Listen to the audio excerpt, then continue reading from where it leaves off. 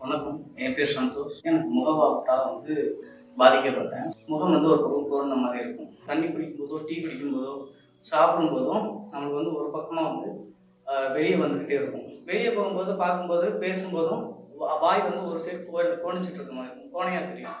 எல்லாரும் என்கிட்ட கேட்க ஆரம்பிச்சாங்க, என்ன ஒரு மாதிரியா இருக்குன்னு கேட்க ஆரம்பிச்சாங்க. இந்த மாதிரி சூழலில் தான் என்னோட நண்பர் மூலியமாக எனக்கு நிராஸ் தெரிஞ்சது. இங்கே வந்தபோது அவங்க எனக்கு சொன்ன விஷயம், ரொம்ப பயப்பட வேண்டாம் அப்படின்னு சொன்னாங்க. அதுக்கப்புறம் முதலாக அவங்க பாத சிகிச்சை ஆரம்பித்தாங்க. ஒரு 2-3 வாரம் வரும்போது எனக்கு அதோட ரிசல்ட் தெரிய ஆரம்பிச்சது.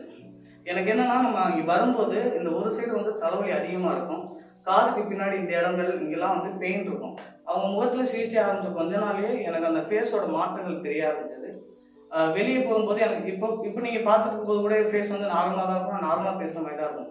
இதுக்கு முன்னாடி அப்படி கிடையாது. ஒரு பக்கம் வாய் கோணையாக தெரியும். ஸோ இந்த மாதிரி சூழலில் தான் எனக்கு நிராஸ் என்னோட அந்த உள்ளே இருந்த தயக்கங்கள் எல்லாத்தையும் மாற்றுறதுக்கு ஒரு காரணமாக இருந்தது. ஸோ இதனால் நிராஸுக்கு என்னுடைய